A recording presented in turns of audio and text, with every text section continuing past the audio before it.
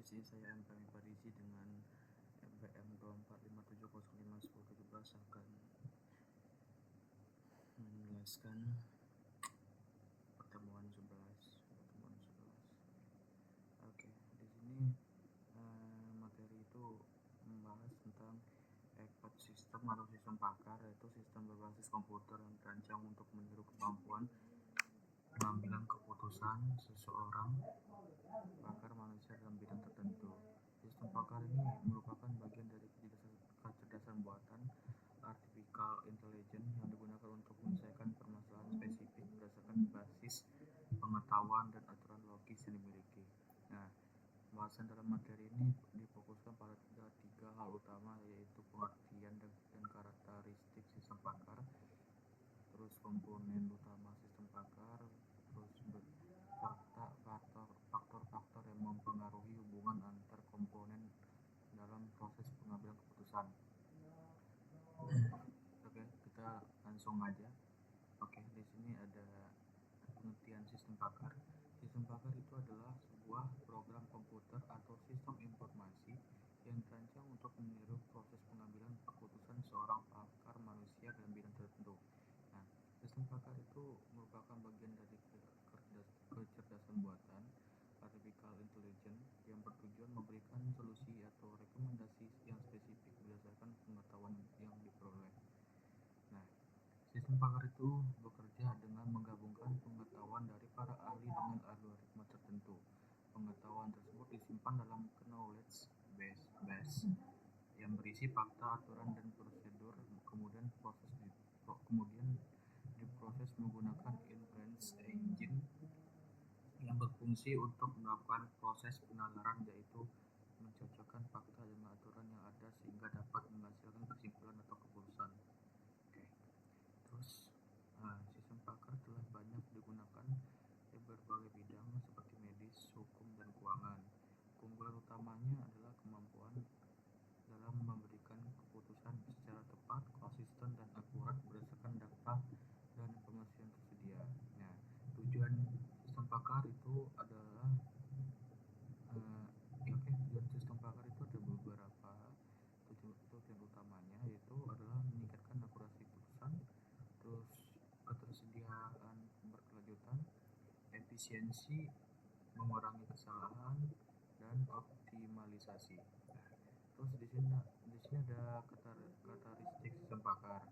Nah, karakteristik umum sistem pakar adalah sebagai berikut, yaitu memiliki kinerja yang tinggi, waktu respon yang memadai, keandalan yang baik, dapat dimengerti. Terus ini ada komponen utama pada sistem pakar. Komponen utama sistem pakar adalah sebagai berikut, yaitu adalah knowledge basis, itu adalah basis pengetahuan. Di sini ada basis pengetahuan itu terdiri dari 3 elemen dasar sebagai berikut, yaitu adalah fakta. Fakta itu adalah informasi mengenai suatu kondisi atau objek dalam suatu permasalahannya. Contohnya, pasien mengalami demam. Nah, di situ. Terus ada aturan. Nah, ada aturan itu udah gitu aja. Terus lanjut ke inference engine, mesin inferensi. Itu terdapat dua pendekatan yang digunakan mesin inferensi atau bisa disebut inference engine, yaitu adalah forward chaining, adalah pendekatan berbasis data. Terus ada backward chaining, adalah pendekatan berbasis tujuan. Terus lanjut lagi ke user interface. Nah, user interface itu adalah bagian dari sistem pakar yang berfungsi sebagai media interaksi antara pengguna dan sistem. Ini adalah prinsip kerja sistem pakarnya. Nah, berikut adalah tahapan cara kerja sistem pakar, yaitu adalah pengguna yang bukan pakar memasukkan data berupa gejala atau kondisi melalui user interface. Terus data tersebut disimpan sebagai fakta untuk diproses oleh inference engine. Lalu inference engine mencari aturan yang sesuai dengan fakta dalam knowledge basis. Lalu inference engine memproses fakta menggunakan metode forward chaining atau backward chaining. Lalu proses ini berlanjut sehingga diperoleh kesimpulan atau rekomendasi akhir. Terus hasil tersebut disampaikan kembali kepada pengguna melalui user interface dalam bentuk solusi atau saran. Lalu kita ada faktor-faktor hubungan antar komponen dalam mengambil keputusan. Dalam sistem pakar, pengambilan keputusan dipengaruhi oleh hubungan antara knowledge basis, interference engine, dan user interface. Beberapa faktor yang mempengaruhi hubungan tersebut adalah: satu, kualitas basis pengetahuan. Terus ada proses penalaran pada mesin interferensi. Lalu ada kualitas dan kelengkapan data dari pengguna. Lalu ada integrasi antar komponen. Nah, itu aja. Terus lanjut kita ke faktor-faktor yang menentukan keakuratan dan keefektifan keputusan yang dihasilkan oleh sistem pakar. Nah, ini ada contoh sistem pakarnya, mungkin bisa dibaca.